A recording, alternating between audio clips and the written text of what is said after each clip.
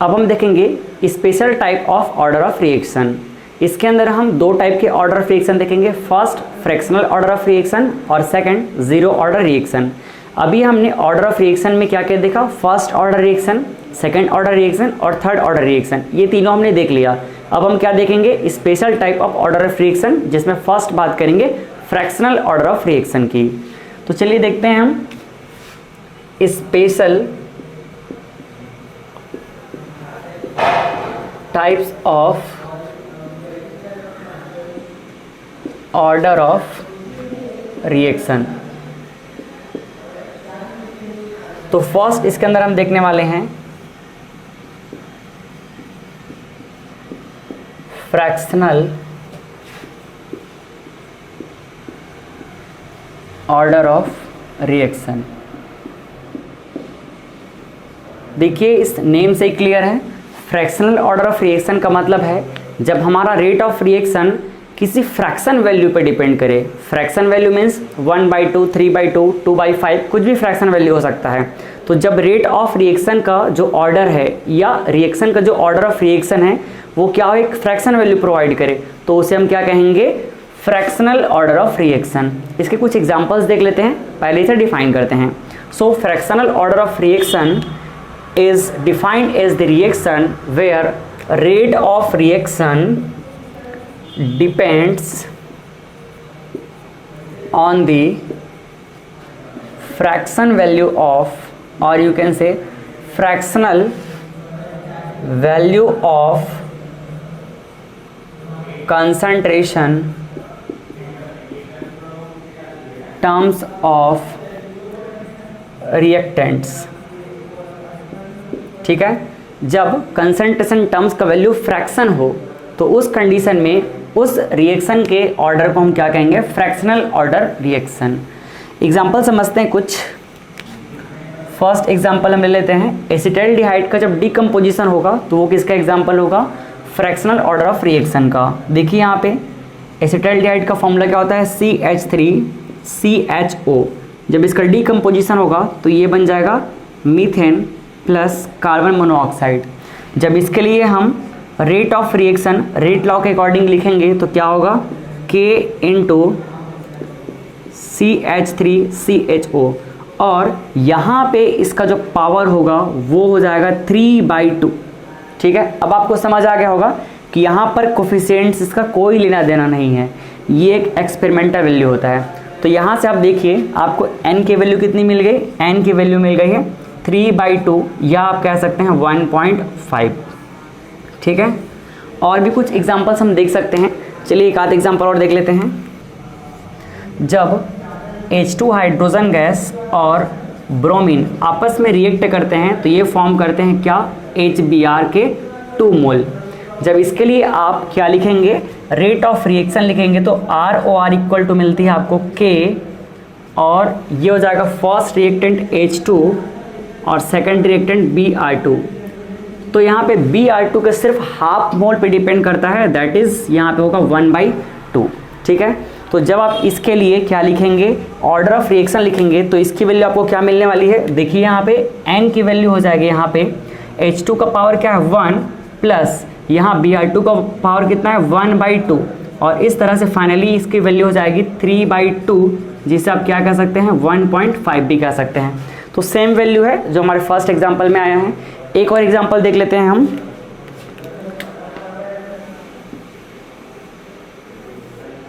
चलिए third example हमारे पास है, जब COCl2 का डिकम्पोजिशन होगा CO प्लस Cl2 में, तो इसके लिए भी ROR आप लिख सकते हैं। तो ROR की वैल्यू हो जाएगी इसके लिए K COCl2, और इसके 3/2 कंसंट्रेशन पे डिपेंड करेगा ये रेट ऑफ रिएक्शन। तो यहाँ से n की वैल्यू क्या मिल गई, n की वैल्यू हो गई है 3/2 1.5। तो इस तरह से हमने देखा कि ऑर्डर ऑफ रिएक्शन की वैल्यू क्या है, एक फ्रैक्शन वैल्यू है। इसीलिए इन रिएक्शंस को हम क्या कहेंगे, इन रिएक्शंस को हम कहेंगे फ्रैक्शनल ऑर्डर ऑफ रिएक्शन। कभी कभी एग्जाम में आपको इस तरह से रेट लॉ का एक्सप्रेशन दे दिया जाएगा और आपको पूछा जाता है कि बताइए इसमें ऑर्डर क्या है, और साथ ही उसके लिए यूनिट भी कैलकुलेट कीजिए रेट कांस्टेंट का। तो ये आपके लिए इंपॉर्टेंट हो जाता है। चलिए अब हम इसके लिए रेट कांस्टेंट का यूनिट कैसे डिफाइन करेंगे समझते हैं। तो नेक्स्ट हम बात करेंगे यूनिट ऑफ रेट कांस्टेंट के की, ठीक है। तो हम बात करते हैं एक्वस मीडियम और गैसियस मीडियम की। तो पहले बात करते हैं एक्वस मीडियम। फर्स्ट हम बात करेंगे एक्वस मीडियम। तो एक्वस मीडियम के लिए के की वैल्यू क्या होती है? के की वैल्यू आपको पता है मोल पर लीटर की पावर 1 माइनस एन, यही होता है ना। तो 1 माइनस एन, तो एन की जगह पे अगर हम डायरेक्ट वैल्यू पुट करें तो देखिए जितने भी एग्जांपल हमने लिए हैं सब में एन की वैल्यू कितनी है 3/2। तो मैं सीधे यहाँ पे 3/2 पुट कर लेता हूँ। और टाइम की वैल्यू क्या होती है? टाइम इनवर्स, ठीक है। जब आप इसे सॉल्व करेंगे तो इसकी वैल्यू आपको क्या मिलने वाली है? सॉल्व करने पे मिलने वाली है मोल पर लीटर 1 माइनस 3/2। तो इसकी वैल्यू मिल जाएगी आपको -1/2 और यहाँ से क्या हो जाएगा टाइम की पावर -1। इसे आप और सिंप्लीफाई कर लीजिए, ये हो जाएगा मोल की पावर -1/2 और लीटर ऊपर चला जाएगा तो क्या हो जाएगा ये देखिए मोल की पावर -1/2 और लीटर की पावर +1/2 और क्या हो जाएगा यहाँ पे टाइम की पावर -1।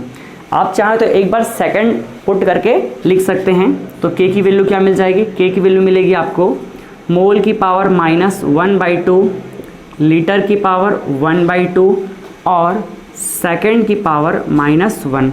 तो इस तरह से आपने के का वैल्यू कौन से फेज के लिए देख लिया? ये आपने देख लिया एक्वस फेज के लिए, ठीक है। आप चाहें तो इस वैल्यू को गैसियस फेज के लिए भी लिख सकते हैं। चलिए गैसियस फेज के लिए क्या हो जाएगा?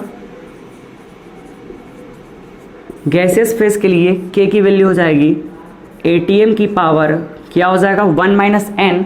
तो 1 माइनस एन की जगह पर क्या लिखेंगे? एन की जगह पर आप लिखेंगे 3/2 और यहाँ पे लिख लेंगे आप टाइम की पावर -1, ठीक है। तो फाइनली आपको वैल्यू क्या मिलने वाली है? इसे आप सॉल्व करेंगे तो के की वैल्यू आपको मिलने वाली है एटीएम की पावर -1/2 और ये हो जाएगा टाइम की पावर -1। आप चाहें तो एक बार टाइम की जगह पे सेकंड पुट कर सकते हैं। तो यहाँ से हो जाएगा एटीएम की पावर -1/2 और यहाँ पे आपको मिल जाएगा सेकंड इनवर्स। इस तरह से हमने फ्रैक्शनल ऑर्डर रिएक्शन में के का वैल्यू गैसियस फेज के लिए भी देख लिया, ठीक है। तो ये आपके लिए काफ़ी इंपॉर्टेंट है, इसे नोट कर लीजिए आप। फिर हम देखते हैं ज़ीरो ऑर्डर रिएक्शन। अब नेक्स्ट हम बात करेंगे ज़ीरो ऑर्डर रिएक्शन की। तो special type of order of reaction में हमने फर्स्ट देखा फ्रैक्शनल ऑर्डर ऑफ रिएक्शन जहाँ पर एन की वैल्यू हमको फ्रैक्शन वैल्यू मिली। अब सेकंड है ज़ीरो ऑर्डर रिएक्शन। तो ज़ीरो ऑर्डर रिएक्शन नेम से ही क्लियर है, जहाँ पे एन की वैल्यू क्या हो? ज़ीरो हो। इसका मतलब आप कह सकते हैं ऐसे केमिकल रिएक्शन जहाँ पर रेट ऑफ रिएक्शन किसी भी रिएक्टेंट के कंसंट्रेशन टर्म्स पे डिपेंड ही ना करे, इंडिपेंडेंट रहे, ऐसे रिएक्शन को हम क्या कहेंगे? ज़ीरो ऑर्डर रिएक्शन कहेंगे। चलिए समझते हैं इसे। तो अगला हमारा टाइप क्या है? अगला टाइप है zero order reaction. Zero order reaction में एन की वैल्यू क्या होगी? ज़ीरो होगी। ज़ीरो ऑर्डर रिएक्शन को हम कैसे डिफाइन करेंगे? Zero order reaction can be defined as the reaction where rate of reaction is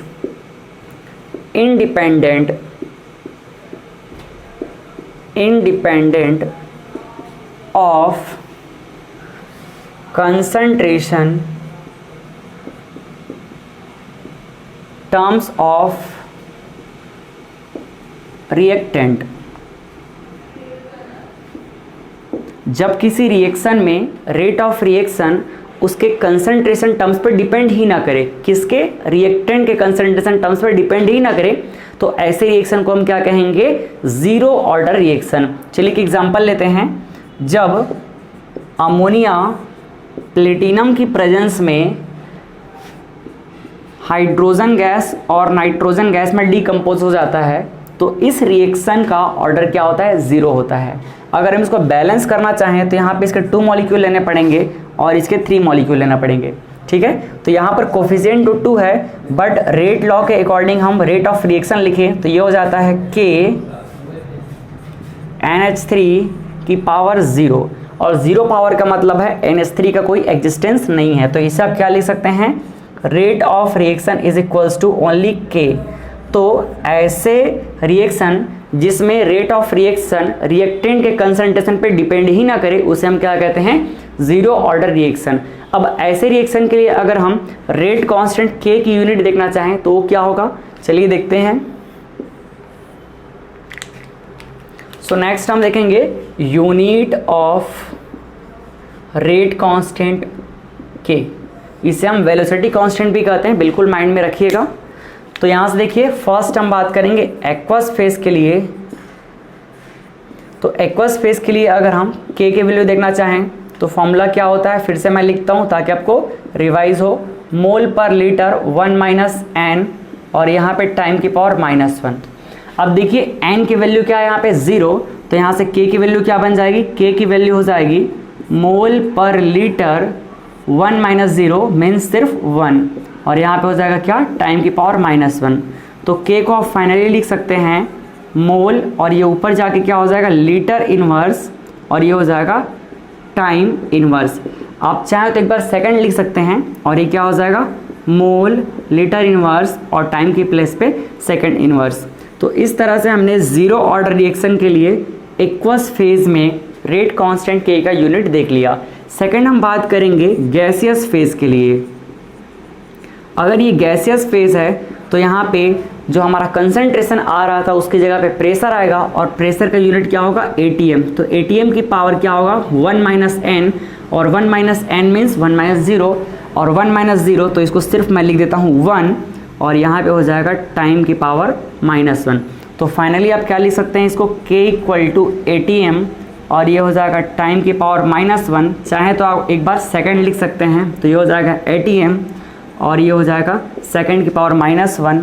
इस तरह से हमने गैसियस फेज के लिए भी ज़ीरो ऑर्डर रिएक्शन का यूनिट देख लिया। ठीक है, तो ये काफ़ी इंपॉर्टेंट आपके लिए। मैंने जैसे बताया था कभी कभी आपको डायरेक्ट नेम से पूछ दिया जाता है एग्जाम में, कभी कभी आपको रेट ऑफ रिएक्शन का सीधा सीधा ये एक्सप्रेशन दे देगा और इस एक्सप्रेशन से आपको पूछा जाएगा कि भाई इसमें बताइए कि इसके लिए ऑर्डर कितना है और इसका यूनिट क्या होगा। तो ये सारी चीज़ें आपको पहचाननी आनी चाहिए। कुछ न्यूमेरिकल्स भी फॉर्म होते हैं जिनमें न्यूमेरिकल्स में आपको सीधे सीधे यूनिट दिए रहते हैं, उस यूनिट से आपको पहचानना होता है कि यहाँ पे कौन सा ऑर्डर है। ठीक है, तो चलिए यहाँ इसको यहीं पर हम फिनिश करते हैं, फिर हम नेक्स्ट टॉपिक देखेंगे। अब हम नेक्स्ट बात करने वाले हैं factors affecting rate of reaction की। रेट ऑफ रिएक्शन को अफेक्ट करने वाले कौन कौन से फैक्टर हैं। फर्स्ट हम बात करेंगे कंसंट्रेशन ऑफ रिएक्टेंट की, सेकंड टेम्परेचर, थर्ड हम बात करेंगे प्रेजेंस ऑफ कैटलिस्ट की और फोर्थ हम बात करेंगे सरफेस एरिया ऑफ रिएक्टेंट की। तो चलिए समझते हैं इन सभी को हम। हमारा टॉपिक क्या है, टॉपिक है factors affecting rate of reaction. तो फर्स्ट फैक्टर है हमारे पास कंसंट्रेशन ऑफ रिएक्टेंट्स। तो अभी हमने देखा रेट लॉ के अकॉर्डिंग जो रेट ऑफ रिएक्शन है वो कंसंट्रेशन ऑफ रिएक्टेंट के डायरेक्टली प्रोपोर्शनल होता है। तो यहाँ से हम क्या कह सकते हैं, जितना ज़्यादा कंसंट्रेशन ऑफ रिएक्टेंट होगा रेट ऑफ रिएक्शन भी उतना ही हाई होगा और जितना लो होगा रेट ऑफ रिएक्शन भी उतना ही लो होगा। तो सीधे सीधे यहाँ हम लिख सकते हैं rate of reaction is directly proportional to the concentration of reactants. ठीक है, यहाँ से आप कह सकते हो रिएक्टेंट का कंसंट्रेशन जितना हाई होगा रेट ऑफ रिएक्शन भी उतना ही हाई होगा और अगर कंसंट्रेशन ऑफ रिएक्टेंट लो है तो रेट ऑफ रिएक्शन भी क्या होगा, लो होगा। सेकंड हम बात करेंगे टेम्परेचर की। Second temperature.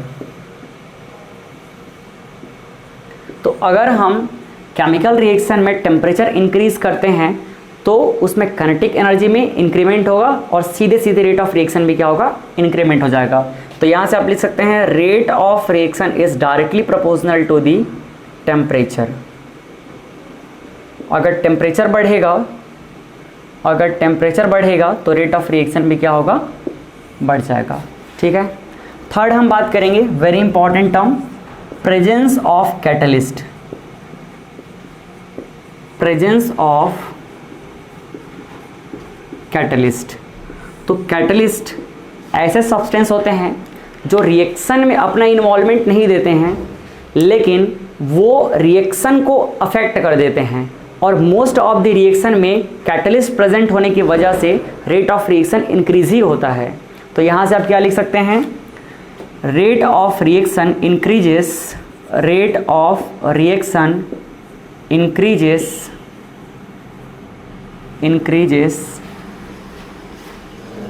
rate of reaction increases due to the presence of catalyst। ठीक है, कभी कभी कंपटीशन एग्जाम में इस पर डायरेक्ट क्वेश्चन आ जाता है कि रेट ऑफ रिएक्शन इंक्रीज होगा कि डिक्रीज होगा या कुछ अफेक्ट नहीं पड़ेगा अगर कैटलिस्ट प्रेजेंस है तो यहाँ से आप सीधे लिख दीजिएगा रेट ऑफ रिएक्शन क्या होगा, इंक्रीज हो जाएगा। फोर्थ हम बात करेंगे अब सरफेस एरिया ऑफ रिएक्टेंट की। तो सरफेस एरिया जितना ज़्यादा होगा रेट ऑफ रिएक्शन उतना ही ज़्यादा होगा। इसके एग्जांपल देखने के लिए आप अपने डेली लाइफ का एग्जांपल देख सकते हैं। अगर आप कपड़े को फोल्ड करके रख दीजिए तो जल्दी से नहीं सूखेगा, और कपड़े को अगर आप फैला के रख देंगे तो जल्दी सूख जाएगा। क्यों?